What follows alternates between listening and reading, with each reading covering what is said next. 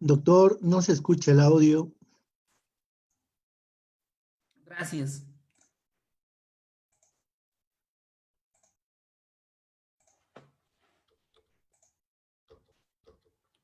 Entonces les comentaba que cuál de estas opciones no es guía para el envío a un centro de atención de pacientes quemados.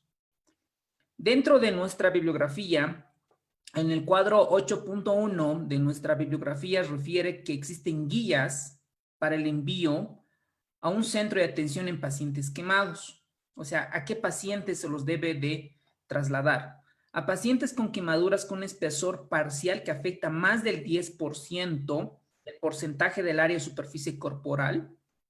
Las quemaduras que afectan la cara, mano, pies, genitales, perineo o articulaciones mayores. ¿Por qué? Porque estos ya necesitan cirujanos de cirugía plástica reconstructiva para poder manejar o evitar complicaciones graves.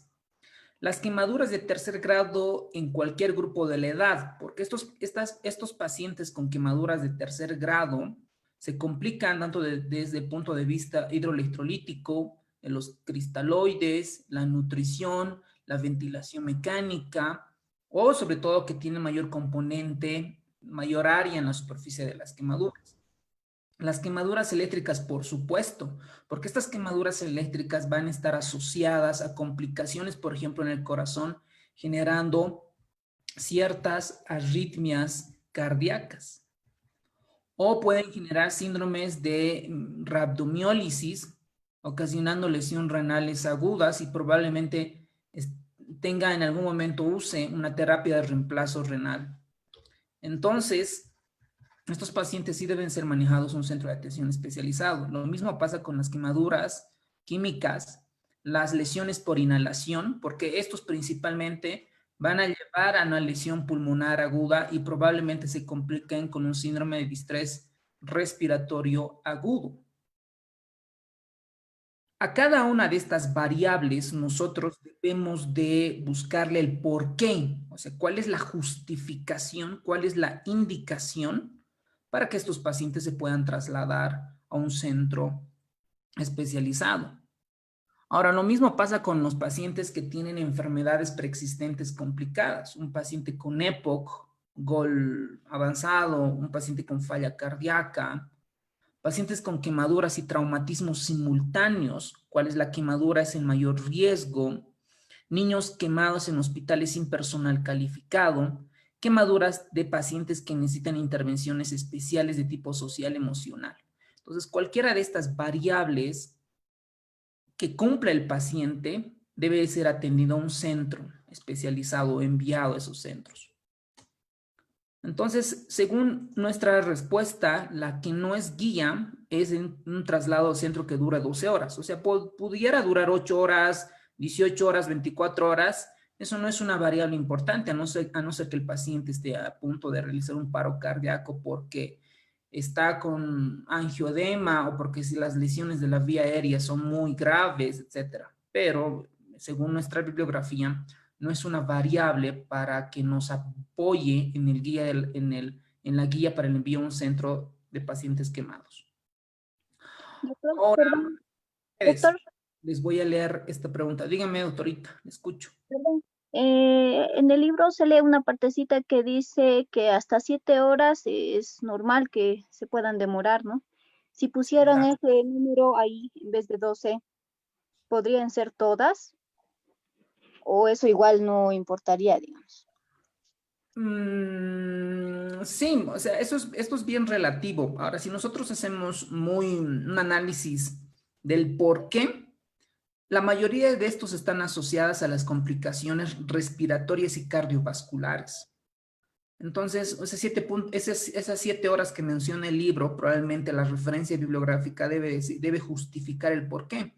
Probablemente la anterior respuesta pudiera ser todas, pero como nos dice como 12 horas, entonces no es una variable que nos ayude, ¿no? Esa sería la que menos incorrecta sería, pero es muy buena su observación. Excelente.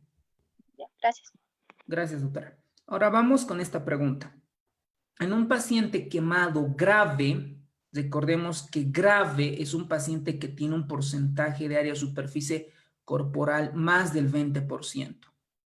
Eso ya es una definición establecida. Entonces, ahí siguen entrando a la sala y nos perjudica. Bueno, se realiza la valoración inicial. La pregunta es, ¿cuál de estas no se realiza en dicha valoración en un paciente quemado grave?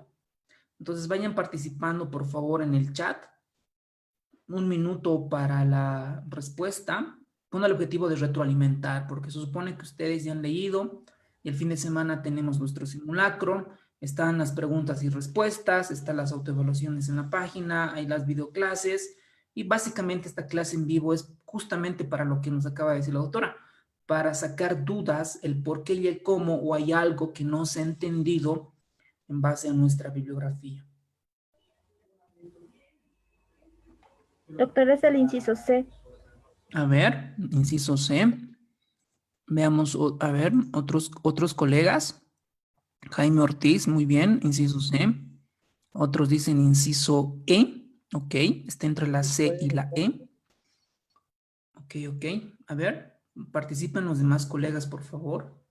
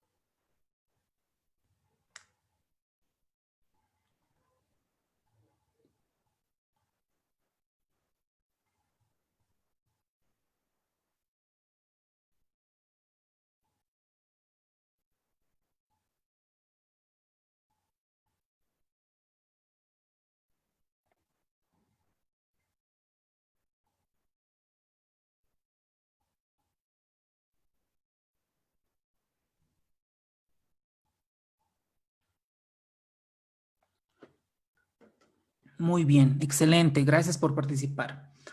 Bueno, lo que vamos a ver ahora, en la valoración inicial de un paciente quemado, lo primero que nosotros debemos valorar es la vía aérea, porque puede ser que el paciente... Excelente, gracias por participar. Porque puede ser que... Lo que vamos a ver ahora... Porque puede ser que el paciente haya inhalado cierta llama o el humo y que lo esté asfixiando. Entonces, el primero es el manejo de la vía aérea. Como ustedes ya lo han visto en el ATLS, valorar cómo está la saturación, cómo está la parte clínica, cómo está la frecuencia respiratoria, si necesita apoyo de oxígeno o tiene un Glasgow menos de 8 y hacer manejo de vía aérea correspondiente invasiva.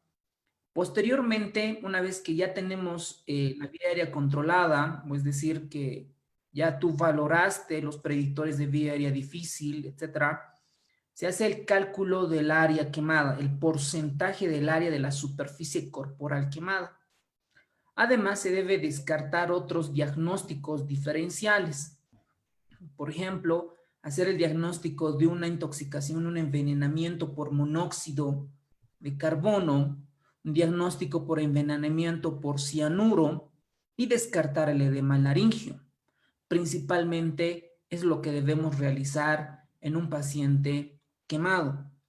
Si nosotros vemos nuestra opción, el manejo debe de ser por la vía respiratoria correcto, eso sí corresponde, cálculo del área quemada, el diagnóstico por el envenenamiento de cianuro o todo se valora. Se debe realizar el diagnóstico por intoxicación por monóxido de carbono, ¿ok? Por monóxido. Pues hay muchas máquinas, muchos aparatos que emiten monóxido de carbono y generan intoxicación por monóxido de carbono. Entonces, nada que ver con el dióxido de carbono, porque el dióxido de carbono, pues es el humo, ¿no? que desprende de todos los materiales que se están quemando. Eso no es el objetivo, pero el otro objetivo para hacer diagnóstico es el monóxido de carbono. Entonces, cuidado con estas opciones y con el contenido. Entonces, todos los que respondieron el inciso C, felicidades, muy bien, están estudiando al detalle y siempre pensar, esta puede ser posible pregunta de examen y cuidado que nos pregunten de diferente manera. Eso es lo que hace diferente a los demás a su competencia. Vamos con esta pregunta. ¿Con cuánto de superficie corporal de quemadura se insertan catéteres intravenosos de grueso calibre? ¿A qué me refiero con grueso calibre? Es decir, por ejemplo, una bránula de 16, 14 que vaya en la vena cefálica, basílica, principalmente ¿para qué? Para administrar líquidos, ¿ok? Para administrar líquidos. Y acá nuestra bibliografía Schwartz lo dice claramente, con esta área de superficie corporal tiene indicación de introducir los catéteres intravenosos de grueso calibre. Entonces, ¿cuál será la posible respuesta correcta? Inciso D, doctor. Muy bien. Ok. Entonces dicen B y la D. Perfecto. Excelente. Ok. En los pacientes que se debe administrar, nosotros sabemos que los pacientes que cumplen un área de superficie corporal total, más de 40%, se ha demostrado que estos pacientes, es decir, un poquito, ya un poco más de la mitad de la parte corporal, ¿por qué de 40? Porque estos pacientes se asocian a trastornos hidroelectrolíticos. A ver, todavía se están incorporando a la sala y lamentablemente nos interrumpen. Bueno, les comentaba que estos pacientes que tienen esta área de superficie corporal, sobre todo se complican con la parte de inestabilidad hemodinámica, trastornos hidroelectrolíticos, ya sea hipercalemia, hiponatremia, hipernatremia, y probablemente estos pacientes con esta superficie corporal estén más asociados a hipernatremia e hipercalemia. Hipernatremia, ¿por qué? Porque están perdiendo líquidos. ¿Okay? También pierden sales, pero más líquidos. ¿Por qué potasio? Porque el paciente, cuando le falta líquidos, hace lesión renal aguda, prerrenal, y por lo tanto el riñón cuando se complica, pues va a generar hipercalemia. Entonces, para evitar todas estas complicaciones hidroelectrolíticas de sodio, potasio, equilibrio ácido-base, lesión renal aguda y otras complicaciones, necesitamos o tiene indicación de administrarse catéteres intravenosos de grueso calibre. ¿Cuándo es grueso calibre? Pues ya les estoy comentando, una bránula, por ejemplo, 14-16, para administrar los cristaloides. Ahora, ¿en qué pacientes con quemadura se puede hidratar por la boca? Es decir, sobre todo aquí el término debería de ser enteral, ¿no? Ese es el término correcto que deberíamos usar. Es decir, el paciente no necesita tener un catéter venoso periférico en estos pacientes con esta superficie quemada. Y por lo tanto, lo que nos dice nuestra referencia bibliográfica es que los pacientes que tienen una superficie corporal menos del 15% se pueden hidratarse por vía enteral. Entonces, eso es súper importante. Estos puntos de corte, estos valores, ustedes ya supongo que ya tienen su resumen sobre estos puntos de corte. ¿Okay? Puntos de corte, porque probablemente son potencialmente posibles preguntas de examen y pues eso les beneficia mucho, ¿vale? Ahora, hay puntos claves que resalta en nuestra bibliografía. Por ejemplo, dentro de esos puntos claves, esta diapositiva es súper importante porque el cual nos refiere que debe seguirse los criterios de la American Burn Association, tanto en el diagnóstico, manejo, pronóstico, la parte quirúrgica, la parte hidroelectrolítica, pues es un manejo multidisciplinario. Otro segundo punto, súper importante, nunca, es lo que nos refiere a nuestra bibliografía, nunca deben administrarse profilaxis con antibióticos. Mejor, o sea, lo que sí recomiendan es se debe aplicar la vacuna de tétanos. La ablación temprana, la aplicación de injertos en quemaduras de espesor parcial, ojo, espesor parcial, porque esto ya va a la parte de la clasificación de las quemaduras. Y el espesor total mejoran los resultados, la ablación temprana y la aplicación de injertos. Ustedes ya van a ver qué tipo de ablación, qué tipo de injertos y demás. La reanimación con líquidos intravenosos para sujetos con quemaduras, acá ya está. Más del 20%, en niños más del 15%, se debe de ajustar para tener una presión arterial media más de 60 y una diuresis más de 30 ml hora. Entonces, estos puntos de corte, el 20%, el 15% y la presión media son datos súper importantes. ¿Para qué la presión media y la diuresis? Porque lo que está intentando valorar es ver la perfusión tisular. Muy bien. Se debe evitar usar mantas calentadoras en pacientes con superficie quemada de cuánto. Entonces, en base a este contenido que nos da Schwartz, se pueden sacar un montón de preguntas y ustedes ya están contestando. ¿Ok? Acá probablemente ya nos van a decir la respuesta. Muy bien, gracias por participar, genial, buenísimo. Buenísimo todos los colegas, Henry, Verónica, Cici, Andrea, Brian. Perfecto, ¿ok? Entonces, en estos pacientes donde se debe evitar la colocación en pacientes de mantas calentadoras, es más del 20%. Muy bien. Ahora, vamos a ver qué hay acerca de los antibióticos en pacientes quemados. ¿Qué pasa con los pacientes? ¿Cuál es el punto de vista de los antibióticos en este tipo de pacientes? No se debe usar ya que aumenta el desarrollo por infecciones micóticas. ¿Será la postura correcta de antibióticos en pacientes quemados? Sí se debe usar antibiótico-terapia profiláctica. Se usa de forma rutinaria. No usar por mayor riesgo de nefrotoxicidad, o ninguno de estos es correcto. ¿Cuál es la postura de antibióticos en base a nuestra bibliografía en pacientes quemados? ¿Qué es lo que nos refiere nuestra bibliografía? Y esto es un copy-paste de lo que dice nuestro libro.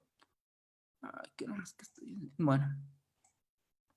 En los individuos con quemaduras agudas nunca deben recibir antibióticos profilácticos. Se ha demostrado que sin lugar a duda que esta medida favorece al desarrollo de infecciones micóticas y por microorganismos resistentes. Entonces ya esta medida o este manejo se ha ido abandonando aproximadamente por los años 1980. Lo que sí está indicado y en la sala de urgencias es la vacuna antitetánica. Eso sí, está súper indicado.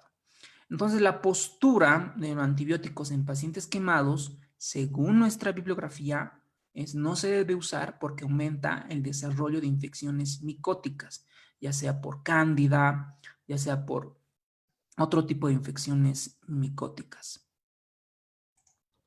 Vamos con la siguiente pregunta. Una de estas es incorrecta con relación a la regla de los 9 en pacientes quemados. Ahora, nosotros habíamos mencionado que cuando vemos un paciente quemado, valoramos la vía aérea, cómo está, identificamos el porcentaje de área de superficie quemada, vemos los signos vitales, etc. Ahora, para sacar esta área hay varios métodos. Entonces, lo que nos muestra la bibliografía es la regla de los 9, que básicamente es donde se da al 9% a tórax anterior, ¿ok? Tórax posterior otros 9%, en total ya lo hacen 18%, y así sucesivamente se van sumando el 100% y se saca el área de la superficie quemada. Ahora, hay casos excepcionales como por ejemplo las quemaduras superficiales o de primer grado no se la incluyen como área de superficie quemada. Ahora, existen otros compuestos u otros componentes. Permítanme, voy a cargar la batería. Se va a botar.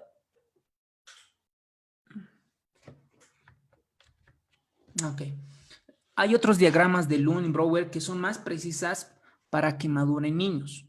Ahora, yo me pregunto, como hay tantos métodos, reglas para calcular el área de superficie, yo me preguntaría, ¿cuál es la más sensible? ¿Cuál es la más precisa? Entonces, la respuesta, vamos a ver qué son las tablas de Lund y Broder. Estas tablas, el método más preciso que tiene mayor sensibilidad son estas tablas tanto en niños como en adultos. Esto no está en nuestra bibliografía, esta tabla, pero es importante tenerla, que lo puedan realizar un screenshot y poder asociar a su resumen, que ustedes mismos lo están haciendo. Entonces, esta es la más precisa a comparación de la regla de los 9 y otros métodos. Bueno, obviamente existen otros más y en la parte de pediatría también existen otros, pero ya se llevará eso en su momento. Ahora, entonces, la que es, acá no hay ninguna incorrecta, todas son correctas, porque la región de tórax es 18%, cada extremidad, por ejemplo, inferior 18%, cada extremidad superior 9%, la cabeza 9%. Entonces, ojo con estos valores. Ahora, vamos a ver a la parte de intoxicación. La intoxicación por monóxido de carbono, el tratamiento con oxígeno FiO2 al 100%, aquí ya nos están dando en la pregunta una respuesta, ¿no? El manejo, ¿cuál es el tratamiento para intoxicación por monóxido de carbono? Entonces la respuesta es oxígeno al FiO2 al 100%. ¿Ok? Nada más para que la hemoglobina pues se pueda liberar de este monóxido de carbono. La pregunta es, este tratamiento con FiO2 al 100%, ¿cuánto reduce la vida media? Entonces, asumo que ahora la mayoría, todos están con su libro de Schwartz, ¿no? Todos están repasando, escuchando la clase y viendo el libro de Schwartz. Entonces, revisen su libro si no lo saben y pues planteen cuál es la respuesta, o sea, cuánto tiempo reduce la vida media este tratamiento con la intoxicación por monóxido de carbono. Muy bien. Daniela, Andrea, Henry. Muy bien, dicen inciso B, de 40 a 60 minutos. La pregunta sería, si un paciente con intoxicación por monóxido de carbono, ¿cuánto, sin tratamiento, sin tratamiento, cuánto es la vida media de esta intoxicación? O sea, ¿cuánto normalmente dura?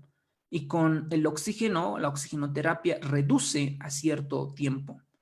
¿Cuánto más o menos, sin tratamiento con oxígeno, cuánto es la vida media? La hemoglobina unida al monóxido de carbono. 250, doctor. 250 minutos. Exacto. ¿Cuánto dice, doctora? 200. 250. Exacto, 250 minutos. Perfecto. Muy bien. Todos ahorita con su libro. Perfecto, muy bien. Gracias por participar. Ahora, ¿cuándo sospechamos en pacientes intoxicación por monóxido de carbono? No hay una clínica, no hay un síntoma, un signo gol estándar, ¿no? Dice, no, por este signo yo me guío que este paciente tiene intoxicación. Por eso el diagnóstico está subdiagnosticado, porque la clínica no es específica. Y lo que nos refieren los estudios retrospectivos en cuanto a la clínica, lo más común reportado es la cefalea, asociada a malestar, náuseas y mareos, que esos pueden confundirse. La cefalea puede ser de tipo tensional, si está asociado a náuseas, mareos, por ejemplo, náuseas puede ser una gastroenteritis, o mareos, un síndrome vertiginoso, o si está asociado a una sensación de malestar general, síndromes virales agudos, como por lo tanto es una manifestación clínica muy inespecífica. Cuando este monóxido de carbono se une a la hemoglobina, pues se forma ahí la carboximoglobina. Ahora, la pregunta para ustedes, ¿qué aparatos o qué componentes o compuestos, no sé, qué aparatos en realidad eliminan monóxido de carbono? Por ejemplo, yo les comento una. Hay, por ejemplo, estufas. Sabemos que algunos departamentos de nuestro país hace mucho frío y algunos usan estufas de cierto tipo. Y estos están asociados a este tipo de estufas de cierto tipo que eliminan monóxido de carbono, y puede ser que la persona esté durmiendo y en toda la noche o todas las horas que esté durmiendo esté inhalando el monóxido de carbono y al día siguiente se levanta con cefalea, mareos, náuseas y pues tiene una intoxicación por monóxido de carbono. La pregunta es, ¿qué aparatos eliminan monóxido de carbono?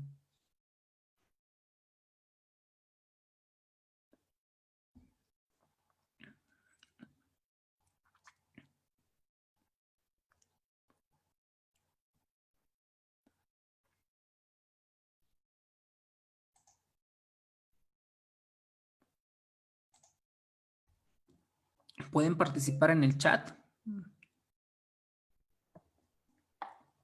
Ok, mientras van averiguando, entonces una persona que hacemos diagnóstico con esto, laboratorialmente podemos medir la carboximoglobina, cuantificar, pues el tratamiento nada más es oxígeno al 100%, porque reduce la semivida de 40 a 60 minutos, porque normalmente sin este tratamiento, la carboximoglobina tiene una semivida de 250 minutos. Entonces, más o menos serían como 2 horas, 4 horas, ¿no? O sea, el paciente tendría que tener 4 horas de clínica o que esté pasando todas estas cosas. Pero él básicamente reduce como el 20-25% el tiempo, ¿no? De 40 a 60 minutos la semivida. Muy bien. Hay algunos colegas que comentan en el chat los electrodomésticos, sí, perfecto, pero hay ciertos electrodomésticos asociados a un combustible o a ciertas cuestiones que eliminan más por monóxido de carbono. Eso es una pregunta súper importante. Los que queman gas, sí, eso, perfectamente eso, ¿no? Esos son muy peligrosos, sobre todo porque pueden haber complicaciones serias y llevar a la mortalidad, ¿no? Muy bien, excelente. Ok, entonces la respuesta es de 40 a 60 minutos. Perfecto, muy bien. Ahora vamos con esta pregunta. La intoxicación por cianuro, primero debemos nosotros recordar qué es el cianuro, ¿ok? ¿Qué es el cianuro? ¿Dónde se utiliza el cianuro? ¿Qué pacientes o qué población está en riesgo para intoxicación por cianuro? Ver la manifestación clínica y el tratamiento. Ok, eso es lo que ustedes deben de recordar en cuanto a la intoxicación por cianuro, porque este tema no solamente es de quemaduras, porque también en medicina interna hay la parte de intoxicaciones y también hay una cápita intoxicación por cianuro. Ok, hay otra colega que participa, dicen las hornallas o estufas que queman queroseno o gas. Perfecto, esos son los que eliminan. Muy bien. Ahora vayan averiguando, los que no sepan qué es el cianuro, dónde se utiliza y qué población está en riesgo. Porque esta pregunta lo que nos dice es que el cianuro, ¿a qué enzima va a inhibir para dar cierta manifestación clínica? ¿Será a la hemoxidasa? ¿Será al P50? ¿A la exocinasa? ¿A la citocromoxidasa? ¿O a la ubiquinona? Entonces ya hay varios colegas que contestaron. Algunos dicen que es el inciso A, la hemoxidasa. Otros dicen la citocromoxidasa, el inciso D. Entonces vamos a ver que el cianuro, que... permítanme un ratito. Ok. Los síntomas iniciales por intoxicación también son inespecíficos. Por lo tanto, hay cefalea, ansiedad y confusión. Como ustedes verán, hay más componente del sistema nervioso central. Algunos casos pueden estar asociados al dolor abdominal. Y si nosotros tomamos los signos vitales de estos pacientes tan hipertensos, taquicárdicos, taquipnea, en la piel, esto es súper importante, hay una manifestación clínica denominada rojo cereza, como ustedes ven en la imagen. Como este cianuro es tan tóxico como afecta a la parte del sistema nervioso central, puede estar asociado, puede manifestarse clínicamente con convulsiones y coma a medida que avanza la intoxicación. Ahora, ¿qué hacemos? Hay un protocolo amplio en cuanto a al manejo de estos pacientes, pero vamos a resumir lo que dice nuestra bibliografía, porque esto es un poco más amplio. El antídoto, y esto es posible pregunta de examen, por lo menos está en nuestros simulacros, en nuestro banco de preguntas, es la hidroxicobalamina. La hidroxicobalamina. Pero también hay otros antídotos que se han descrito. Por ejemplo, nuestra bibliografía refiere el tiosulfato de sodio, que básicamente trata a la cadena respiratoria de mejorarla y evitar que la fosforilación oxidativa no se complique más de lo que ya está. Entonces, además, nuestro libro, la referencia bibliográfica, refiere que el tratamiento consiste en la administración de tiosulfato de sodio, hidroxicobalamina y oxígeno al 100%. Entonces, 3 componentes para nuestro examen de la residencia: tiosulfato de sodio, la hidroxicobalamina y el oxígeno al 100%. Lo que hace este cianuro, esto es la mitocondria, ¿no? Su membrana externa, la membrana interna, la que forma crestas, esta es la matriz, y al centro se forma el ciclo de Krebs, ¿no? Generado de la glucólisis. Este ciclo de Krebs va a generar el nicotidina dinucleótido, el flavina dinucleótido, etcétera, etcétera, que van a ir a participar a la cadena respiratoria. Hay nombres ahí que tienen esta cadena respiratoria. Cada una de estas enzimas tienen sus nombres. Permítanme, todavía hay colegas que quieren unirse al grupo. Entonces, cada una de estas enzimas, por ejemplo, tiene un nombre, ¿no? La 1, la 2, la 3 y la 4. Y justamente la 4, el complejo 4 de esta cadena respiratoria, o sea, en resumen, nosotros sabemos que por fisiología estos van a generar ciertos componentes para generar quimiosmosis. Aquí van a comenzar a acumularse dichos hidrogeniones para que pueda pasar por el complejo 5 y generar el ATP, ¿no? Que es la moneda energética. Entonces, acá es el ATP lo que necesita la célula y todos los otros componentes. Y lo que hace el cianuro es bloquear a este complejo, el complejo número 4, que es la citocromo oxidasa. Y si toda esta cadena respiratoria, la fosforilación oxidativa está alterada, pues la célula no va a tener ATPs. Y al no tener energía, pues la célula puede morir. Ahora, nosotros sabemos que la glucosa, para que pueda generar ATPs, siguen ciertas rutas metabólicas, la glucólisis aerobia y la glucólisis anaerobia, ¿no?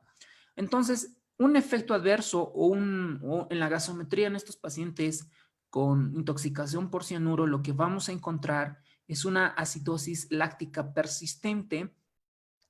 ¿Por qué? Porque el paciente no está yendo por la glucólisis aerobia, sino está utilizando otra ruta metabólica. Por lo tanto, la expresión va a ser el ácido láctico, y en la gasometría nosotros vamos a encontrar con acidosis láctica persistente por este mecanismo de acción. Entonces, como ustedes contestaron, la intoxicación por cianuro, la enzima que inhibe es la citocromo oxidasa o el complejo 4 de la cadena respiratoria. Muy bien. Excelente. Ahora, una vez que nosotros hemos visto al paciente, lo hemos valorado, signos vitales, vía aérea, hemos sacado la extensión de la superficie quemada, nosotros debemos saber ahora qué clasificación tiene nuestra quemadura, ¿no? ¿Qué clasificación tiene? Y aparte, acá en esta pregunta nos mencionan cuál es la causa más frecuente de quemadura. Creo que esta es una pregunta obvia, fácil, pues probablemente los colegas igual ya estén contestando en la sala.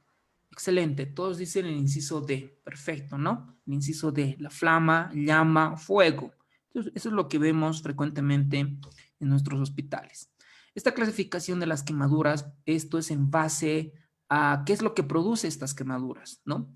Tenemos las térmicas. Dentro de estas térmicas tenemos la llama, flama, fuego, el contacto o la escaldadura, las quemaduras eléctricas y las quemaduras químicas. Básicamente 3. ¿Cuáles son? Térmicas, eléctricas y químicas. Perfecto, con eso estamos hechos. Ahora, cada quemadura tiene ciertas manifestaciones clínicas, como por ejemplo, vamos a ver que ciertas quemaduras de estas están asociadas a ciertas complicaciones. Muy bien, ahora les toca a ustedes, colegas. ¿Qué tipo de quemaduras ocasionan arritmias cardíacas, rabdomiólisis y síndromes compartimentales? Vayan participando en el chat. Eléctricas. Ok, Eléctricas. muy bien, excelente.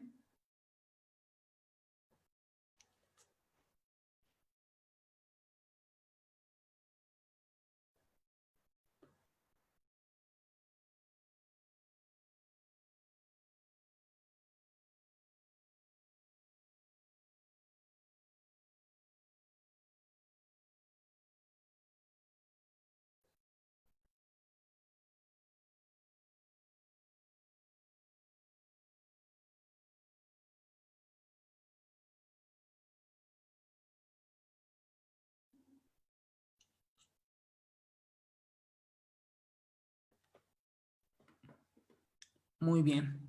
Ahora, sabemos que estas complicaciones van a llevar a ciertas, o estas complicaciones son ocasionadas por ciertas quemaduras. Y como ustedes mencionaron, las quemaduras eléctricas están asociadas a arritmias cardíacas, ya sea una taquicardia supraventricular, una taquicardia ventricular, una FB, etcétera, están asociadas a arritmias cardíacas. Incluso hay ciertas quemaduras eléctricas que en el momento mueren los pacientes, justamente porque les realizan unas arritmias cardíacas. Yo recuerdo hace muchos años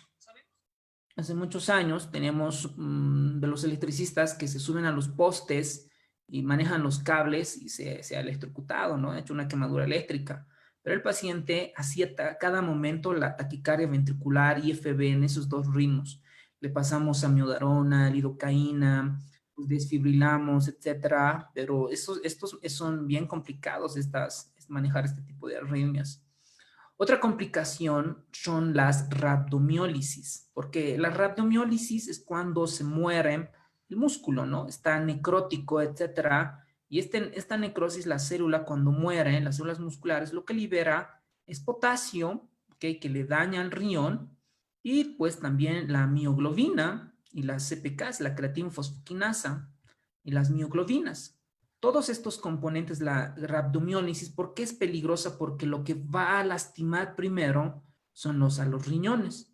Incluso cuando un paciente está con rhabdomiólisis, la diuresis ya no es suficiente mantener 30 o 50 ml hora de diuresis, sino que esta debería estar por lo menos más de 150 ml hora. ¿Por qué? Porque esta mioglobina, imagínense, son como piedritas pequeñitas, junto con la CPK, etcétera, que pueden tapar los túbulos, ¿ok?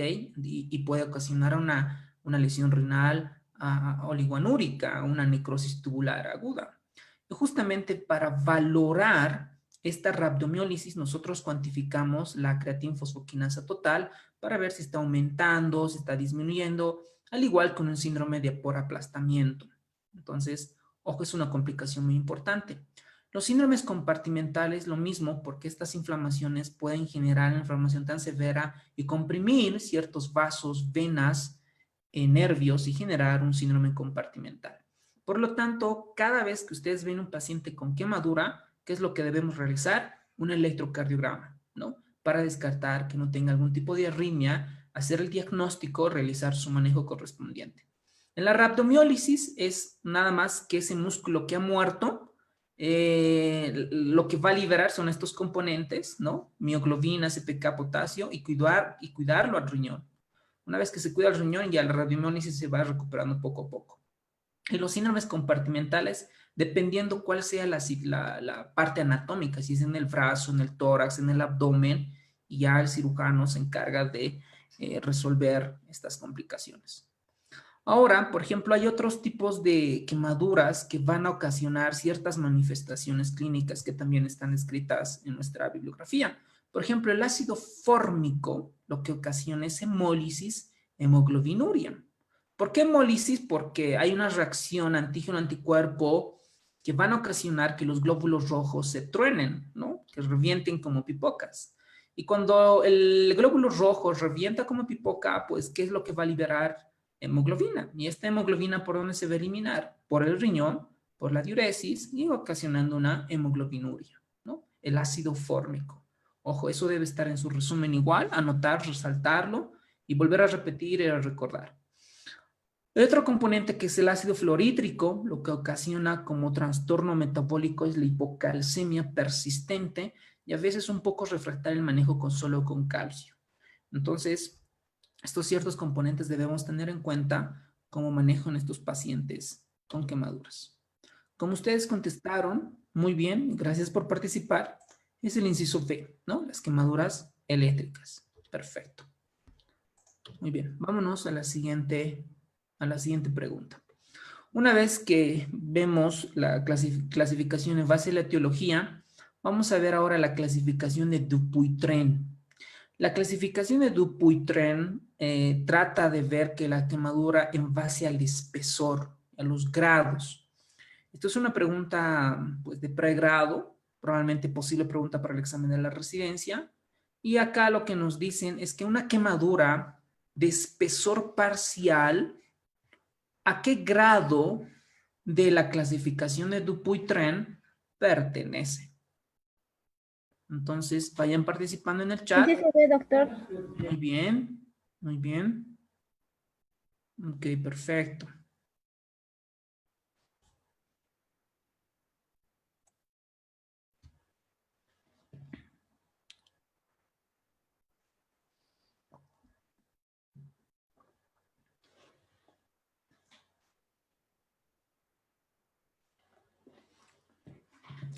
Muy bien, gracias por participar en el chat. Ahora veamos. Esta clasificación de Dupuytren fue en el año 1832. A su resumen de ustedes, a su librito pequeñito, tienen puros valores, ¿verdad? Tienen valores, años, nombres. Ahí vayan añadiendo estos años, ¿no? Esta es una posible pregunta porque sabemos que en el examen de la residencia de Bolivia en algunos casos nos ponen tamaños, nos ponen años o autores, ¿no? Entonces añadan eso por favor a su resumen de datos y valores que en el año 1832 Dupuytren clasifica las quemaduras en base a la profundidad. Por ejemplo, las de primer grado son aquellas quemaduras superficiales. Ahorita vamos a ver qué tan superficial, es decir, epidermis, dermis, hipodermis, tejido celular subcutáneo, etc. ¿Ok? La clasificación de primer grado, estas suelen ser muy dolorosas y no forman vesículas. Entonces, cuando tú ves una quemadura que está roja, que le duele, que arde, yo creo que la mayoría, algunas veces, nosotros también hemos tenido este tipo de quemaduras. Por ejemplo, cuando vamos a la playa, ¿no? Pues vamos a la playa y de repente pues nos quedamos al sol y toda nuestra espalda se pone roja y se va descamando, una quemadura de primer grado por el sol. O porque cuando tocamos el aceite en la cocina o la vela, no sé, ¿no? Any situation. Entonces este tipo de quemaduras no forman ampollas, ¿no? Y ustedes o algunos los que nos hemos quemado pues saben que arden, ¿no? En ese momento arden y nuestras mamás o algo, pues con remedios caseros como el aceite y cosas, pues nos ayuda a paliar la situación. La clasificación de segundo grado se clasifica a la vez en dos, ¿no? Esto ya es en un espesor parcial, ¿ok? Un espesor parcial, estas también son dolorosas, pero estas forman ya ampollas. Cuando nosotros vemos una quemadura con ampollas, ya es de segundo grado. Esta puede ser superficial, que afecta a la dermis, ¿okay? La parte de arribita, la parte profunda, la otra dermis. Y cuando ya es de tercer grado, afecta todo el espesor, o también llamada el espesor total. Estas son indoloras y pues no padecen la presión. Y el cuarto grado es cuando ya involucran tejidos adyacentes blandos, como por ejemplo músculo, por ejemplo, y eso ya es de cuarto grado. Acá hay una clasificación mucho más detallada, como por ejemplo el superficial, ¿okay? Que es el epidérmico, que solo afecta la parte de la epidermis. Y como habíamos comentado, es seca, roja y blanquea con la presión. Esta es muy dolorosa y esto se recupera en una semana aprox, de 3 a 6 días. Luego tenemos la que es la de espesor parcial superficial y la de espesor parcial profundo. ¿Por qué es importante clasificar? Porque en base a la clasificación, yo voy a hacer mi manejo. A ciertos le voy a poner un aceitito, nada más hidratación. A otros ya les voy a aplicar antibiótico tópico para evitar infecciones. Y cierto tiempo ya en algunas van a necesitar injertos, ¿ok? Y incluso otros van a necesitar debridamiento del tejido muerto para evitar infección. Por eso es importante clasificar. Entonces, cuando hay una quemadura por espesor parcial superficial, se manifiesta por ampollas, está blanquea por la presión, es dolorosa, es doloroso la temperatura, al aire y el tacto, y esta se recupera como en 3 semanas, ¿no? 7 a 21 días. El parcial profundo, ¿ok? Ya son ampollas que se van debridando, se están rompiendo, el color es variable y es doloroso solo a la presión. Y el tratamiento de recuperación o el tiempo de recuperación suele ser más de 21 días y normalmente requiere tratamiento quirúrgico. ¿Pero qué tipo de tratamiento? Pues los debridamientos y las escarectomías, ¿no es cierto? Ahora, la de espesor total es un blanco ceroso a gris, ¿no? Un blanco ceroso gris como si fuera azulado, ¿no? Está como lila, oscuro, tiene una apariencia mala y solo duele la presión profunda. Entonces, luego tenemos la lesión más profunda, que es la de cuarto grado, porque este ya involucra músculo o fascia. Y esta es dolorosa solamente a la presión profunda. Y el manejo es pues quirúrgico, ¿no? Netamente quirúrgico, y a veces la recuperación no es, casi nunca se recupera porque ya es tejido muerto, tejido desvitalizado. Entonces acá tenemos una imagen que nos ilustra bien. Por ejemplo, acá tenemos la epidermis con todas sus capas desde el punto de vista histológico. Tenemos aquí la dermis, donde tenemos la quemadura superficial parcial, la parcial profunda cuando ya afecta cerca del tejido celular subcutáneo, y las quemaduras profundas de cuarto grado que involucran otros tejidos blandos adyacentes. Luego también nuestra bibliografía refiere las zonas de Jackson. Estas zonas de Jackson básicamente lo hace hincapié a la fisiopatología que involucran estas quemaduras. Por ejemplo, lo que nos mencionan, hay una zona de coagulación, que es la más grave, que está al centro, que está formado por necrosis, y el tratamiento es ablación o injerto, ¿no? Ablación, injerto o injerto. Luego viene la zona de la éstasis, que más o menos va a estar como a su alrededor, que está fisiopatológicamente, que es no es nada más que una vasoconstricción con isquemia resultante. Luego tenemos la zona de la hiperemia, donde está más rojita, ¿okay? Donde ya hay proceso de cicatrización, de regeneración celular. Ahora, el pronóstico. Una vez que hemos hecho manejo, hemos calculado el área, hemos clasificado, debemos de ver el paciente qué pronóstico tiene. ¿Se va a morir? ¿No se va a morir? ¿O cuánto de probabilidad tiene para morir? Y ahí en su libro mencionan como 2 o 3, pero la que más está asociada a mortalidad y en el contexto quemadura se ve con la calificación de Vaux. La Vaux maneja 2 variables, que es la edad y el porcentaje de la área de superficie corporal total. Entonces, en base a un valor, a un score, te da cierta mortalidad en ese tipo de pacientes, sobre todo en los pacientes con quemadura grave. Ahora, la reanimación. Un paciente que tú has asegurado vía aérea, hemos puesto el catéter venoso periférico, etcétera, nosotros debemos de reanimar con líquidos, ¿no? Dar cristaloides. ¿Qué tipo de cristaloides? Pues sabemos que son las soluciones balanceadas, ringe lactato, ringe normal. Las soluciones salinas al 0,9%, mal llamada fisiológica, solamente sabemos que ya hemos repetido un montón de veces que solamente están indicados en pacientes neurocríticos, o sea, neuroanestesia, neurocrítico, neurológico, neuroquirúrgico, y en cetoacidosis diabética, siempre controlando el sodio. Pero casi en la mayoría de las patologías, casi en todas, es ringe lactato, ringe normal, porque es una solución, porque tiene menos cloro y es menos ácido a comparación de las otras soluciones. Ahora, ¿qué tanto de líquido vamos a dar? Nosotros sabemos que en sepsis, por ejemplo, damos 30 ml kilogramo peso, ¿no? Si pesa 70, damos 30, pesa 70, pues aproximadamente le vamos a dar como 2100 de cristaloide. Ahora, ¿qué pasa si le doy más? Pues asocio morbilidad, mortalidad, como ya hemos visto en las previas clases o como están en su libro. En estos pacientes la reanimación cambia, y eso es lo diferente a un paciente con cardiópata, neumópata, nefrópata, etcétera, etcétera, etcétera, o quirúrgico, oncológico. Estos pacientes se utilizan más líquidos. ¿Qué es lo que nos dice nuestro libro? Porque hay algunas referencias, algunas guías de práctica clínica que cambian. Cuando ustedes ya estén en la residencia, obviamente se supone que ya se dominan su libro de su especialidad y van a comenzar a leer y a analizar y a refutar y hacer sus propios estudios, validar los dichos estudios en nuestra población. Entonces, ya cuando estén en la residencia, probablemente ya se van a guiar el manejo en las guías de práctica clínica, en este caso, la asociación de Warren, por ejemplo, ¿no?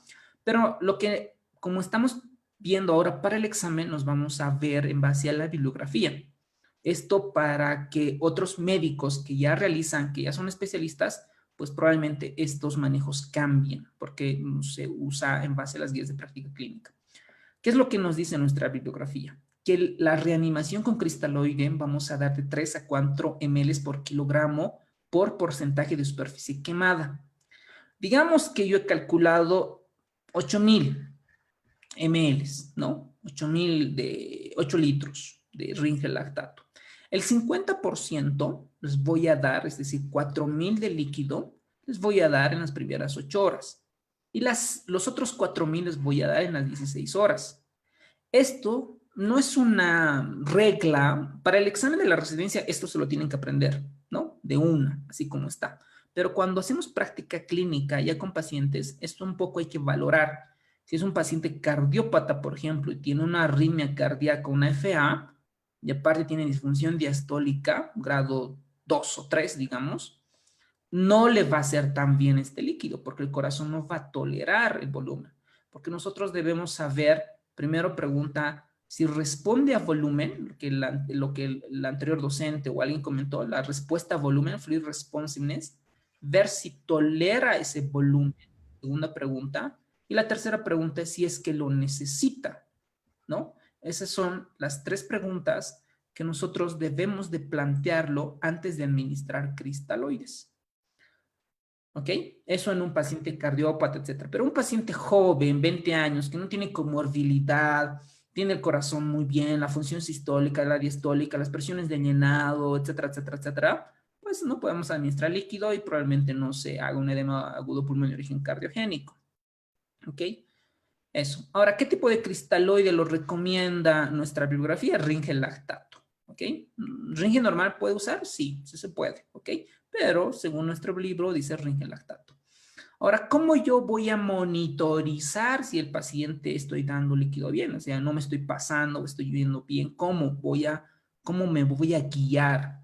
Nuestra bibliografía refiere que debemos medir la presión arterial media y la diuresis.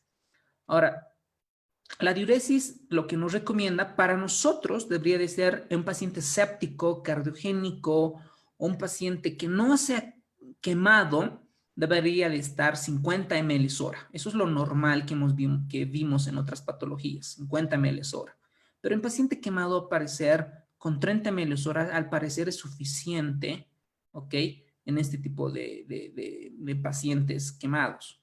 Ahora hay una parte que el libro dice, nos podemos guiar la respuesta a volumen en base a la presión venosa central. Estos conceptos ya son antiguos, ¿ok? Son antiguos. Por ejemplo, con la presión venosa central o con la presión de oclusión de la arteria pulmonar, estos parámetros que son estáticos no valoran la respuesta a volumen, la respuesta a precarga. Pero esos conceptos están en el libro de Schwartz, pues es de cirugía, pero no es un concepto de emergencias o anestesia o terapia intensiva o medicina interna que nos puedan ver. Son conceptos antiguos. Espero que los que hagan el examen o los que estén haciendo, pues se debe tomar en cuenta que estos conceptos antiguos no se los debería preguntar, ¿no? Debería preguntarse conceptos actualizados y que sirvan, ¿no? Que sirvan. Pero eso es lo que el libro dice. El libro dice que la PVC y otros parámetros nos podrían ayudarnos a guiar la respuesta a volumen, pero sabemos que las guías de práctica clínica no las recomiendan. Pequeños conceptos. El objetivo es que saquemos esas dudas, ¿no? Para eso son estas clases. Bueno, ya en la anterior clase de la respuesta a volumen ya mencionamos ampliamente. Hemos visto que hay el índice de variabilidad de presión de pulso, la variabilidad del ITB, la vena cava, el índice de colapsabilidad, el índice de distensión, que muchos ya están dominando. Ahora, hay una parte, una cápita, unos ciertos párrafos que mencionan las lesiones por inhalación en tratamiento con respirador, ¿no? No estoy de acuerdo con el libro porque dice respirador. En realidad el ventilador mecánico no respira, ¿ok? Aquí debería de ser lesión por inhalación, tratamiento con ventilación mecánica o soporte ventilatorio. Es malo, no es bueno decir que es respirador porque el respirador no respira. El único que respira es la mitocondria, ¿no es cierto? Ahora, estas lesiones por humo por inhalación de humo están, según estos cortes, igual deben estar en su resumen, afecta el 35% de los sujetos en pacientes hospitalizados. ¿Cuál es la mayor complicación de pacientes con inhalación? ¿Por qué se mueren? ¿Por qué hay esta mortalidad del 60% en pacientes además que tienen quemadura del 60%? ¿Por qué? Porque se complican con tromboembolia pulmonar, porque hacen neumotórax, porque hacen SDRA, porque hacen neumonías. ¿Por qué? La respuesta es porque hacen SDRA. ¿Y qué es el SDRA? Síndrome de distrés respiratorio agudo o síndrome de dificultad respiratoria aguda, como está en Harrison. Entonces, en Harrison, este tema, si ustedes quieren ampliarlo, porque en Schwartz sí explica, pero con conceptos muy antiguos y muy superficiales. Este tema sí ingresa al tema de Harrison como insuficiencia respiratoria. Entonces, para retroalimentar, lo que yo les sugiero es que se den su repasada de Harrison, este tema de SDRA, que no está con síndrome de distrés respiratorio agudo, está como síndrome de dificultad respiratoria aguda. Entonces, esto es corte del 66%, súper importante, ¿vale? Por eso se mueren los pacientes por inhalación de humo, porque hacen SDRA. Y ahorita les voy a explicar cómo se maneja un SDRA, cuáles son los criterios de diagnóstico, etc. Ahora, los pacientes que tienen quemaduras, por ejemplo, que tienen quemaduras y además por lesiones a humo, y los que desarrollan SDRA grave, ¿ok? Nuestra referencia bibliográfica dice que tienen un 100% de mortalidad. Entonces, para SDRA hay los criterios, que son los criterios de Berlín, ¿ok? El SDRA, cuando ustedes ven así, porque es un traducido al español, cuando ustedes vienen como ARTS, ¿ok? Esto es ARTS, es en inglés, ¿ok? Básicamente nos están preguntando cuáles son los criterios para el SDRA. Y también nuestra bibliografía lo menciona. Los criterios para el SDRA son 4, ¿ok? 4. Estos 4 vamos a ver cada una de estas. Por ejemplo, en cuanto al tiempo, debe de ser un tiempo agudo. ¿Cuánto tiempo? Menos de 7 días. ¿Ok?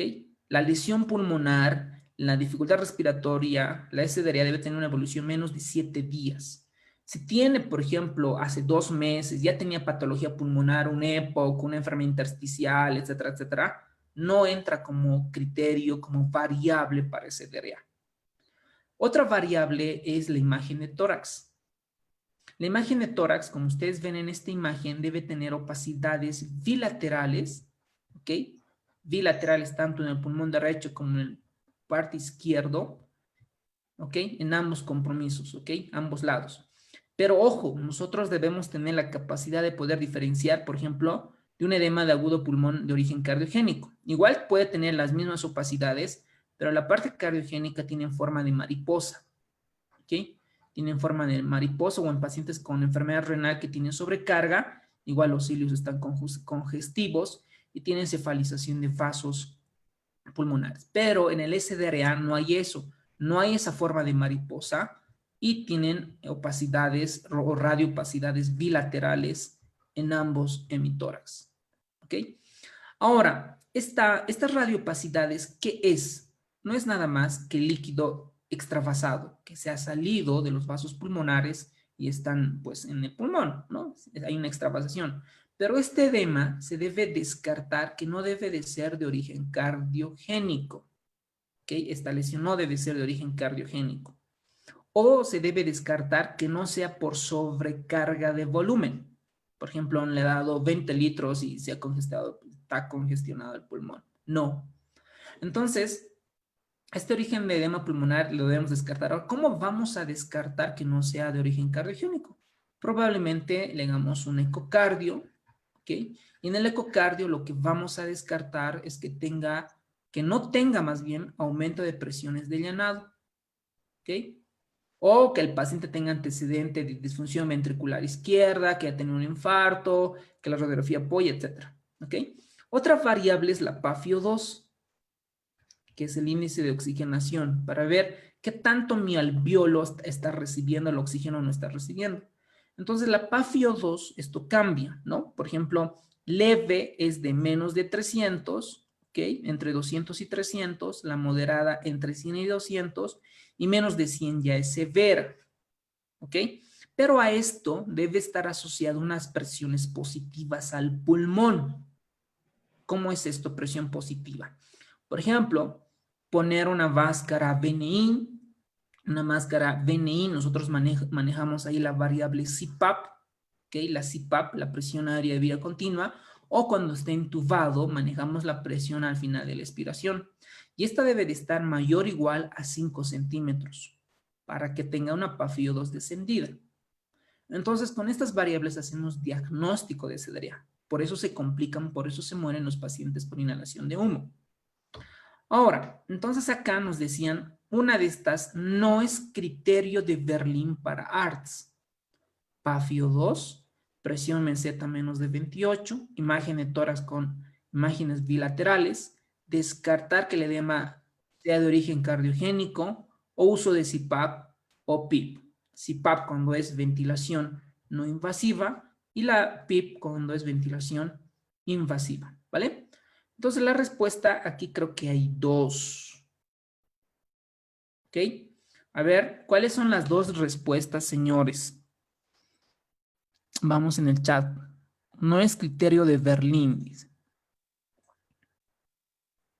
La B. Ok, la D, muy bien, doctora. Otra. Muy bien, está bien. Exacto, exacto, exacto. ¿No? Hay dos respuestas aquí. La presión meseta no es una variable, la V no es una variable que nosotros consideremos para una variable de Berlín, ¿no? La presión meseta no nos dice. Esta presión meseta más bien se maneja para ventilación protectora. Ahorita les voy a comentar eso. Y es descartar que el edema sea de origen cardiogénico. No, no, el edema tiene que ser de origen no cardiogénico. Muy bien, ¿ok?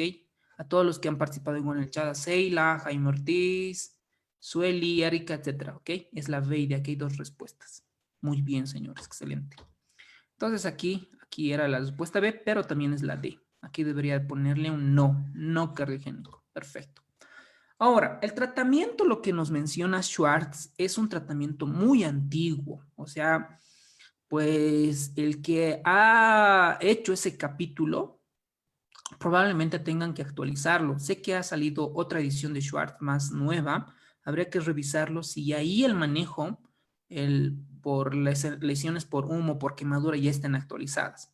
Pero les voy a comentar qué es lo que dice nuestra bibliografía. Dice que sí está indicado fibrobroncoscopía, sí, eso está indicado para valorar hasta dónde llega la lesión, si tenemos perforaciones de tráquea, hay muchas cosas. La fibrobroncoscopía sí está indicado. Lo hace el neumólogo intervencionista, un neumólogo, un intensivista respiratorio, un anestesiólogo, incluso el emergenciólogo puede realizar. Entonces, súper importante. Broncodilatadores. Pero depende, pues, si tiene paciente broncoespasmo, pues le darás broncodilatadores. Pero si no tiene broncoespasmo y le das broncodilatadores, no. O sea, no está indicado. No está indicado. También menciona de la N-acetilcisteína nebulizada. ¿Ok? Aparentemente, el Schwartz dice que disminuye, como es un antioxidante, que el glutatión, o sea, todo el mecanismo de acción que ustedes saben de la N-acetilcisteína, parece que según la bibliografía mejora, pero cuando uno ya es médico especialista y ves pacientes quemados, pues, y ves las guías, pues no está recomendada, ¿ok? Pero sí dice en su manejo en base a su bibliografía. Algo que me llamó mucho la atención, y esto lo tengo que averiguar, ¿ok? Es la heparina nebulizada. Lo que dice es que evita la formación de tapones de fibrina, ¿no? Evita la formación, porque estos pacientes, cuando tú los intubas, están en ventilación y están quemados la vía aérea, deja como cicatriz negra, así quemada, se va desprendiendo, incluso puede sangrar y formar coágulos. No me parece descabellado usar heparina nebulizada. Probablemente en estudios con COVID, pacientes con COVID, sabemos que se complican con fenómenos tromboembólicos, ya sea TBP, tromboembolia pulmonar, etc. Entonces hay estudios, hay cortes estudios experimentales, no sé si en animales, también en humanos, que han usado heparina nebulizada. Incluso creo que hay un estudio grande en Brasil que están haciendo, pero si les causa curiosidad COVID y heparina nebulizada, la pueden investigar. Pero me llamó mucho la atención esto. Y pues tengo que ver si en pacientes quemados graves está indicado utilizar heparina nebulizada. Que yo sepa hasta ahora, según yo, no, pero puede ser que en la guía esté indicada. Esa la tengo que revisar, ¿vale? Después mencionan otros componentes, como por ejemplo el activador del plasminógeno hístico en aerosol, que eso no tiene ningún manejo de evidencia o recomendación en estos pacientes. O espero que en el examen de la residencia pues no nos pregunten esto, o sea, nos digan, no sé, a ver, la N-acetilcisteína, ¿cuánto mejora mortalidad, morbidez? Sabemos que en la guía de práctica clínica pues no está indicada. Entonces estas preguntas hacerlas serían un poco absurdas y nos harían quedar mal como un examen de la residencia nacional de Bolivia, ¿no? En comparación a otros países, pero sabemos que no va a pasar y lo van a hacer muy bien el examen. Luego además comentan otros manejos como por ejemplo la antitrombina 3 humanizada recombinante. Incluso se ha copiado acá la referencia bibliográfica, dicen ovejas, ¿ok? O sea, ya esos contenidos probablemente no valgan la pena perder el tiempo ahí, pero deberían de darnos manejos, lo que sí está evidenciado, pero pues es lo que está en el libro. Además habla del surfactante intrabronquial, el óxido nítrico inhalado, evitar el uso de esteroides, eso sí, ¿ok? Por las infecciones asociadas que tiene. Entonces, de esta pregunta, de este manejo en pacientes quemaduras, no quise sacar banco de preguntas porque ninguna, creo yo, está indicada, excepto de la fibroscopía. Entonces, así que no, por eso no pude sacar, o no quise hacer banco de preguntas acerca de esto. ¿Vale? Ok. Vámonos a la siguiente. Ok. Eso de, un poco de ventilación. Probablemente en medicina interna hemos profundizado más de parámetros de ventilación mecánica, pero voy a hacerlo súper rápido. Un paciente que está intubado, y esto sí lo maneja, lo dice Schwartz, ¿ok? El estudio ARTS, el network lo menciona, etcétera, de manera muy superficial. Nada más les voy a aclarar lo que dice el contenido. Cuando un paciente se intuba, tú en el ventilador lo programas, ¿no? Se programa el modo ventilatorio, ya se usa por volumen control, presión control, etcétera, y vas manejando ciertos parámetros, ¿no? El volumen tidal, vas manejando la PIP, vas manejando la FiO2, la sensibilidad, las curvas, el flujo, la velocidad, etcétera. Muchos parámetros a calcular para que tu paciente vaya muy bien. Entonces, hay una frase, no hay un concepto que se maneja tanto en emergencias, anestesio, terapia intensiva, que es la ventilación protectora. Esta ventilación protectora versus lo antiguo, digamos, no sé, lo vamos a llamar, no, estándar, no es estándar, lo antiguo, digamos, ¿no? Hay ciertos parámetros que se debe cumplir. Por ejemplo, antes se ventilaba, si ustedes revisan libros antiguos, un volumen tidal de 12 a 10 ml de volumen, lo que respiramos, ¿no? Metemos aire, hay un cierto volumen corriente, volumen tidal que metemos. 500, 600, 800, dependiendo de la capacidad del pulmón. Pero se ha demostrado que los pacientes cuando ventilamos con este punto de corte versus con volumen tidal de 6 ml de peso predicho, los pacientes van mucho mejor con este parámetro. Por eso es ventilación protectora. Otra, cuando nosotros hacemos la pausa inspiratoria en el ventilador mecánico, hay ciertos parámetros que nos ayudan a que el ventrículo derecho no esté disfuncional versus otros parámetros. Y ese parámetro junto con la pico, la meseta, la presión de conducción, etcétera, es la presión meseta. Esta presión meseta, para que sea protectora, debería de estar menos de 28 centímetros de agua. ¿Por qué 28? Porque el ventrículo derecho lo que tolera son 28 centímetros de presión. Porque si está en 30, 32, 36, 33, entonces aumentamos la postcarga del ventrículo hacia el ventrículo derecho, ocasionando disfunción ventricular derecha. Entonces, por eso es el 28. Probablemente en la ciudad de La Paz, Oruro, Potosí, este parámetro sea un poco más alto, porque la presión sistólica de la arteria pulmonar y del ventrículo derecho es un poco más alta por la altura. Pero eso habrá que hacer nuestros estudios, publicarlo y validarlo para hacer nuestros propios parámetros. Luego está otra, la presión de conducción, ¿ok? Que es la diferencia entre la presión meseta y la PIP, que eso debería estar menos de 15. Esta ya no lo menciona Harrison. Lo que sí menciona Schwartz, es el volumen tidal, el PIP adecuado, y estas dos estoy complementando, ¿ok? Para que sea una ventilación protectora completa. Lo que no me refiere, lo que no es para ventilación protectora es el presión control. O sea, el presión control puede estar en 20, 18, 15, dependiendo cómo esté el volumen minuto. El volumen minuto sabemos que depende del volumen tidal y de la frecuencia respiratoria, y en base a eso se programa. Así que no pasa nada con eso, ¿vale? Entonces, esto es lo que dice su libro de Schwartz: manejar un volumen corriente pequeño de 6 ml kilogramo, disminuye mortalidad menos 22%, menos, versus al 12 ml, lo que les comentaba. Además, habla de ventilación de alta frecuencia, el ECMO venoso, etc.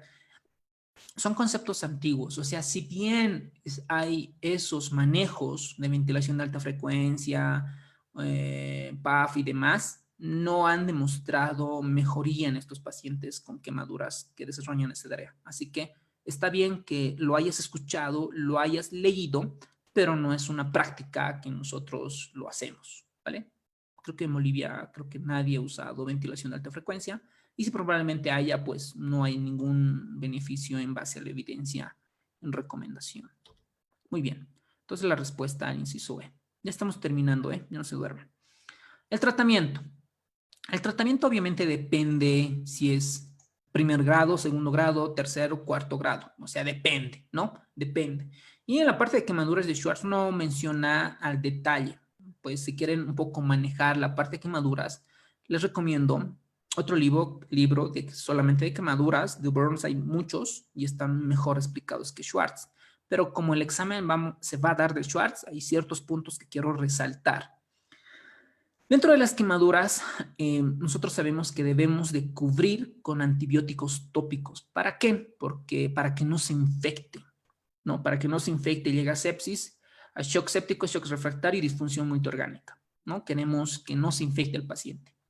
Entonces, para eso hay muchos antibióticos tópicos, cremas que para manejo. Por ejemplo, una quemadura de primer grado, no necesita un tratamiento tópico, por ejemplo. Entonces hay muchas cosas.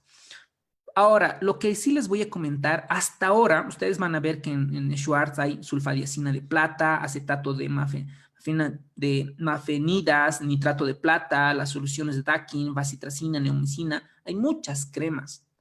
Pero en base a la evidencia, lo que he investigado, lo que está en Dynamed y todas las guías de práctica clínica, no hay todavía hasta el momento un consenso que diga, este es el mejor. No, que la sulfadiazina de plata es mucho mejor versus esta. Pero sí hay ciertas recomendaciones que nos hacen. Por ejemplo, esta es preferente usar por esto y por esto. Pero cuando se somete a análisis de morbilidad, mortalidad, supervivencia, etcétera, costos, etcétera, ya se podría hacer un debate para ver cuál es mejor o cuál es peor, con muchas variables, ¿no? Ahora, por ejemplo, una quemadura superficial, epidérmica, por ejemplo, esta no requiere antibióticos tópicos, ¿no? Por ejemplo, una quemadura superficial pero extensa, o que tenga de espesor superficial, esta sí requiere antibióticos, ¿ok? Y el tratamiento son cremas, ¿ok? Que hay ciertos componentes que nos van a ir recomendando. Pero vamos a ver esta.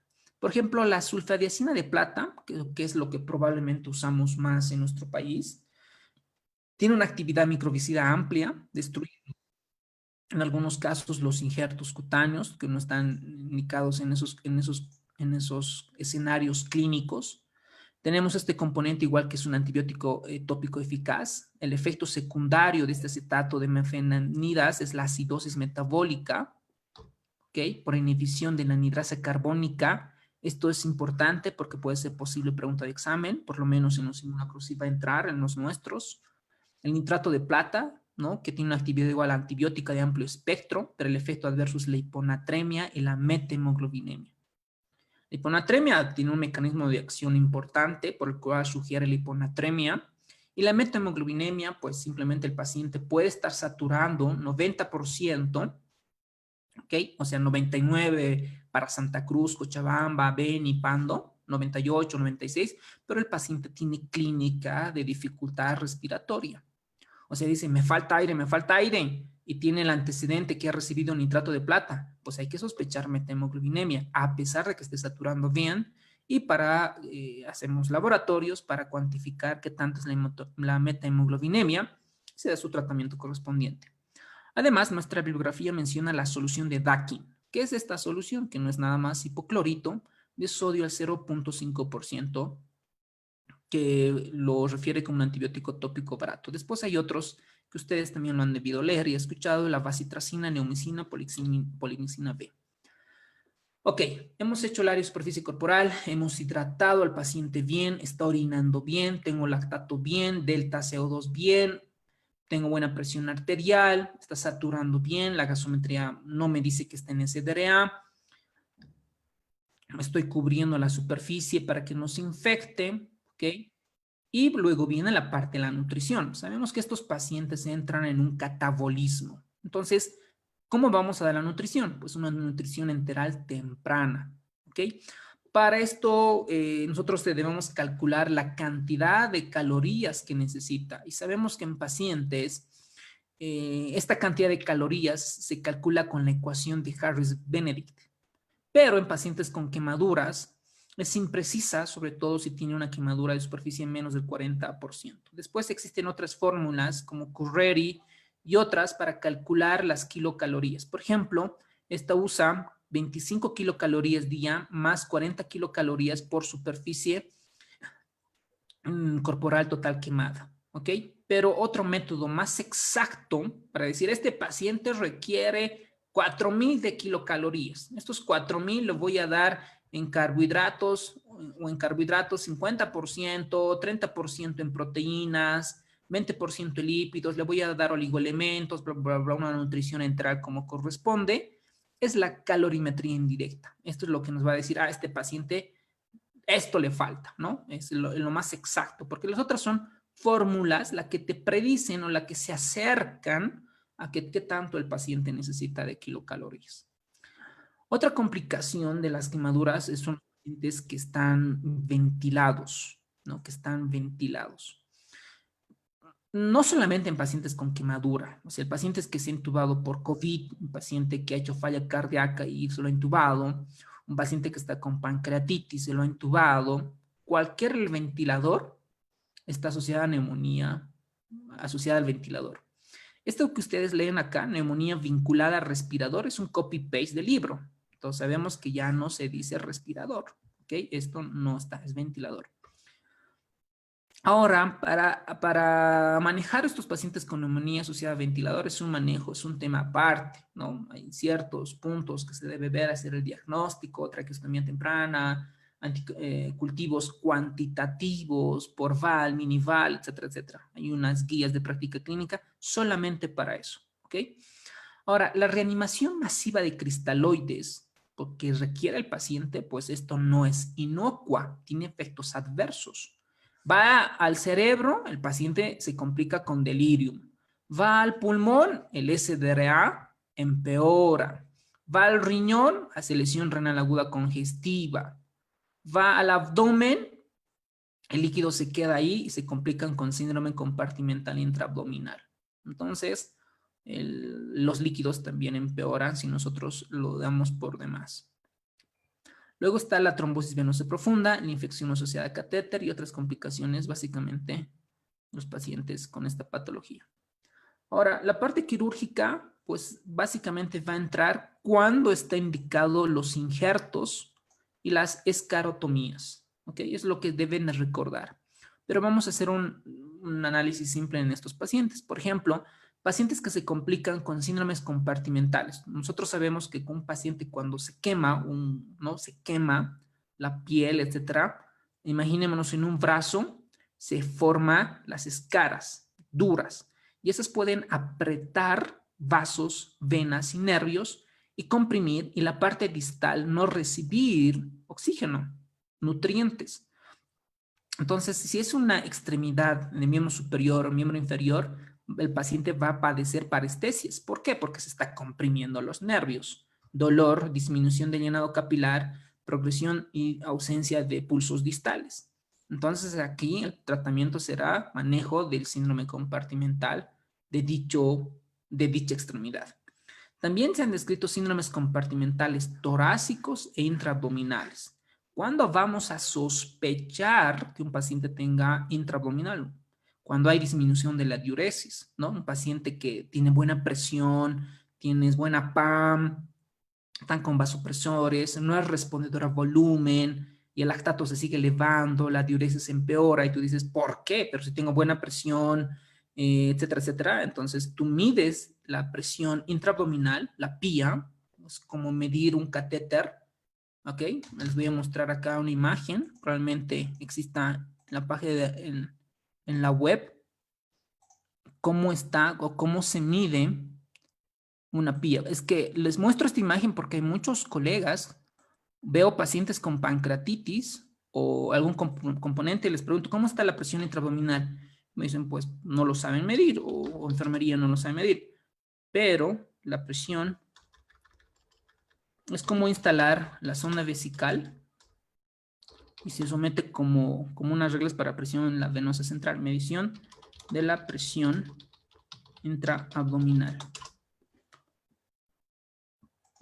Entonces ustedes ven aquí algunas técnicas, miren, esta imagen está súper didáctica.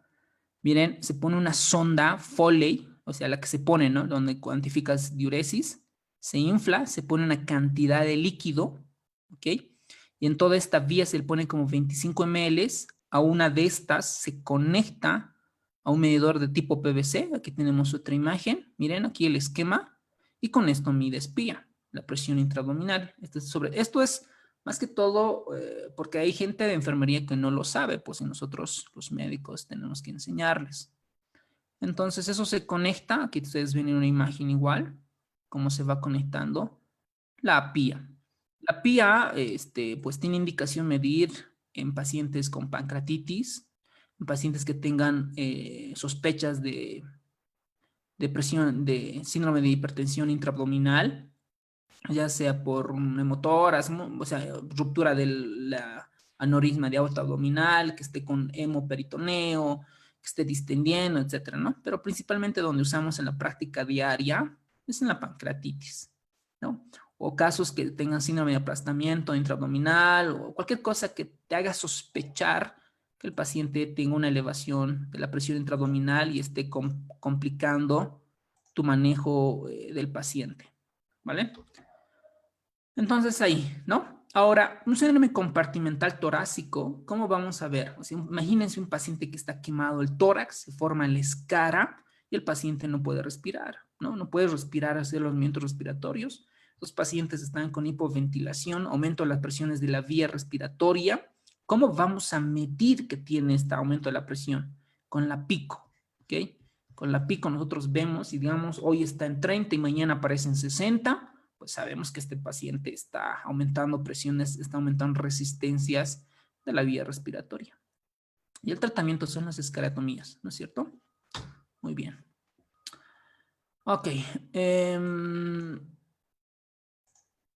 Ahora, las técnicas para cubrir las heridas y demás, tenemos los injertos cutáneos de sitios donantes. En la práctica diaria lo que los cirujanos plásticos hacen es el autoinjerto, sacan del muslo del área no quemada. También en el libro menciona el injerto cadavérico humano, las pieles sintéticas, ¿no? Por ejemplo, Integral Life Science Corporation, esta piel sintética refiere que es un producto de doble capa, una capa interna de colágeno de condroitín 6 sulfato, que es una loja externa es elástico, lo que aparentemente en el libro refiere que hay menos cicatrices hipertróficas. Habrá que buscar en la evidencia científica si realmente favorece a que tengan menos heridas hipertróficas.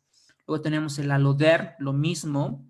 Y luego también además refiere los autoinjertos epiteliales cultivados. Esto ya en centros sofisticados donde hacen cultivos de pieles, ¿no? Donde hacen ese tipo, sobre todo para pacientes con quemaduras masivas o cuando no hay donantes, es cuando hay donantes muy escasos. Y pues ya para terminar la clase, ¿cuál será la respuesta de esta pregunta? Se los voy a leer. En el manejo de las quemaduras, ¿cuál de estos provoca necrosis coagulativa? Aloinjerto cadavérico humano, ablación quirúrgica, láser de colorantes pulsados, láser ablativo de dióxido de carbono, ninguno de ellos.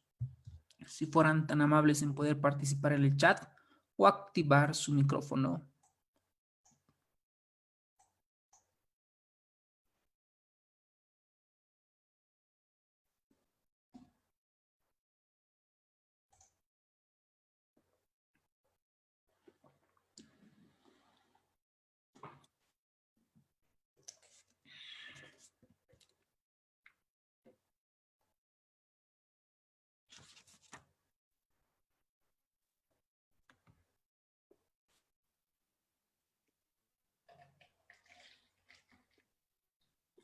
Excelente, muy bien. Henry Chipana dice inciso D, Brian inciso D, Erika inciso D, Nadi D, Soli D, Catherine D, bla, bla, bla, bla, bla. Perfecto, muy bien.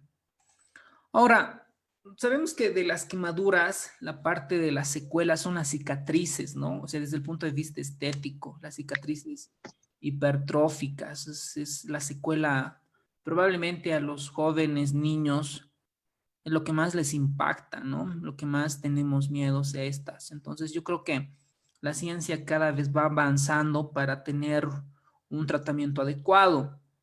Entonces, en la parte de rehabilitación, en nuestra bibliografía habla un poco de esto y pues si les interesa igual pueden profundizarlo más, sobre todo para la prevención de la cicatriz hipertrófica. ¿Qué es lo que refiere nuestro libro? Dice métodos no quirúrgicos como dispositivos compresivos, o sea, vendas, capas de gel de silicona, masajes, fisioterapia y corticosteroides.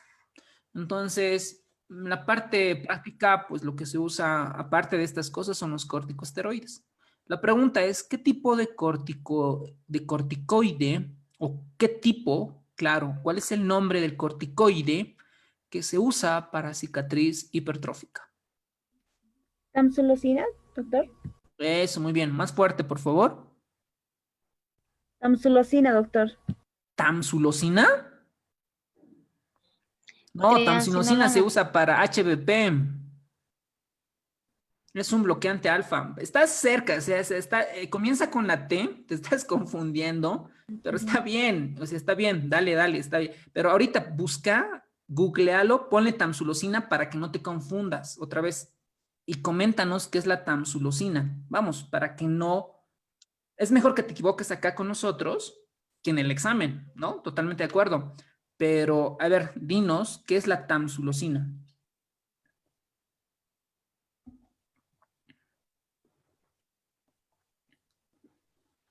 A ver, estaban escribiendo en el chat. Exacto, Clau, Catherine. La triamcinolona. Correcto. Sí.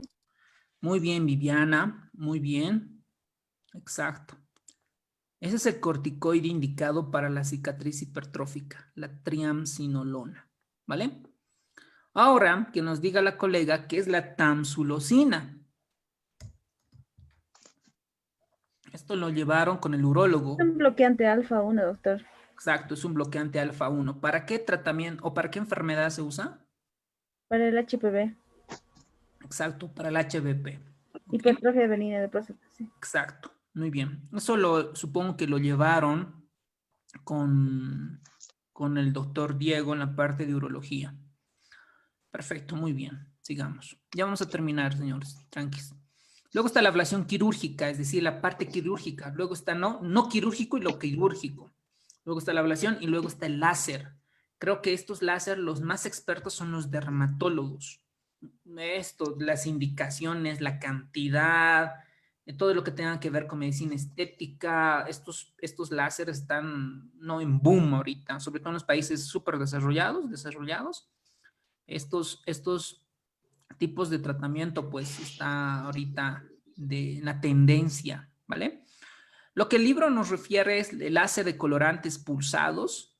Este láser, colorantes pulsados, como se nombre dice, colorantes, supongo que lanzan varios tipos de colores. Lo que produce es una fototermólisis, o sea, calienta, fotoluz, termocaliente y lo revienta. Y este tipo de células, sobre todo glóbulos rojos, liberan hemoglobina y lo que produce es una necrólisis coagulativa. Entonces, lo que contestaron en su respuesta, perfecto, ¿no? Luego también menciona el láser ablativo de dióxido de carbono. Esto yo tengo entendido que se usa para acné, para manchas, ¿ok? En algunos colegas dermatólogos, ¿no? Son los súper expertos. Y el mecanismo sería extirpar las columnas microscópicas de tejido y que exista un aplanamiento de dichas cicatrices. Muy bien, lo que contestaron en inciso C, perfecto. Y las quemaduras por radiación, ahí el libro menciona un poquito de la bomba de 1945 de Hiroshima y Nagasaki. El 90% ha presentado quemaduras, 83% tuvo lesiones traumáticas, 37% lesiones de radiación. Es un poquito de historia, ¿no? Eso lo pueden leer y pues no me pareció tan... Ahora, en el manejo, ya habíamos comentado, simplemente recordarles que las lesiones térmicas, las quemaduras menores, consiste principalmente en el manejo con enfriamiento, ¿no? Agua, temperatura ambiente, gel empapada, solución salina, pero no se usa hielo por el riesgo de vasoconstricción refleja y empeoramiento de las lesiones. El desbridamiento extenso temprano generalmente no es necesario en ese tipo de manejos de quemaduras térmicas menores, pero cuando ya se va progresando, sí, sobre todo para evitar las infecciones. En cuanto al manejo de las cremas y demás, lo que nos van recomendando son cremas de antibióticos, como por ejemplo para evitar las infecciones, el Xeroform, el Polisporin, pero esto ya es un poco de perfil en cuanto al manejo de las guías de práctica clínica. Muy bien. Hasta acá llegamos con las quemaduras. Creo que me he pasado el horario, solo está programado 1 hora y media. Nos pasamos a 2 horas, pero me parece que está bien. Ok. ¿Alguien tiene alguna pregunta, duda, consulta, sugerencia, algo que hayan leído ustedes? ¿Algún artículo, algo de revisión y que les haya llamado la atención y que quieran compartir? Ya para mañana está la parte de oncología. Supongo que son los primeros temas de oncología. Lo que les sugiero es que comiencen a leer su libro, hagan su resumen, pero no se basen en un solo libro, ¿ok? Lean como 2 o 3 libros. Sé que es cansador, pero ni modo, así es, ¿no? Si realmente queremos ingresar en los primeros lugares en la residencia, pues no hay otra forma de sacrificarse. Entonces mañana lo va a dar el oncólogo desde México. Esperemos que no tengamos problemas con el internet. Lo va a dar el oncólogo, los temas de oncología y todo lo que tengan duda en cuanto a los estadios, quimioterapia, radioterapia, la parte quirúrgica, hagan todas sus preguntas, sus dudas. Creo que dentro de cirugía los temas más áridos, más a mí desde mi punto de vista, que me costarían un poco dominarlos, sería la parte de oncología, ¿vale? Entonces, pues básicamente eso. ¿Alguien tiene alguna duda, consulta o algo más?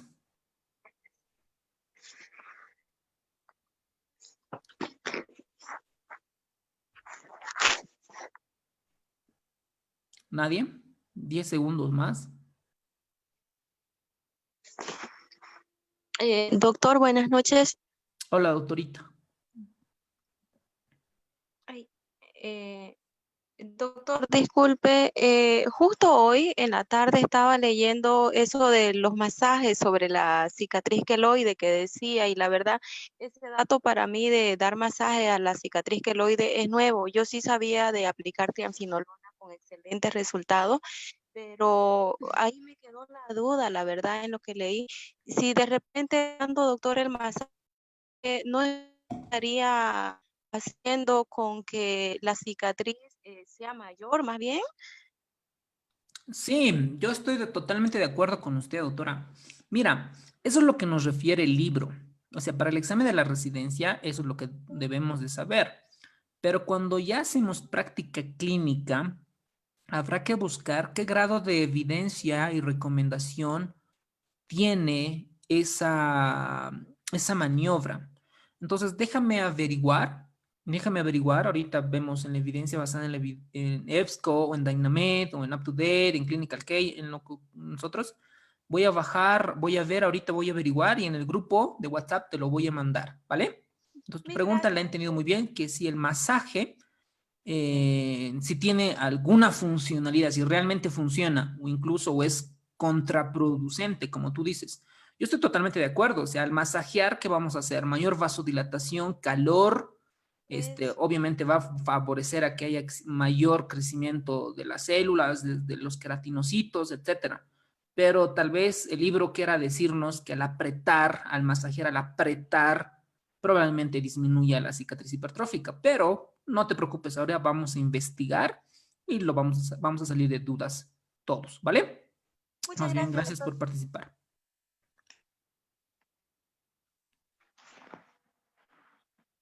¿Alguien más? ¿Alguna pregunta? Ok.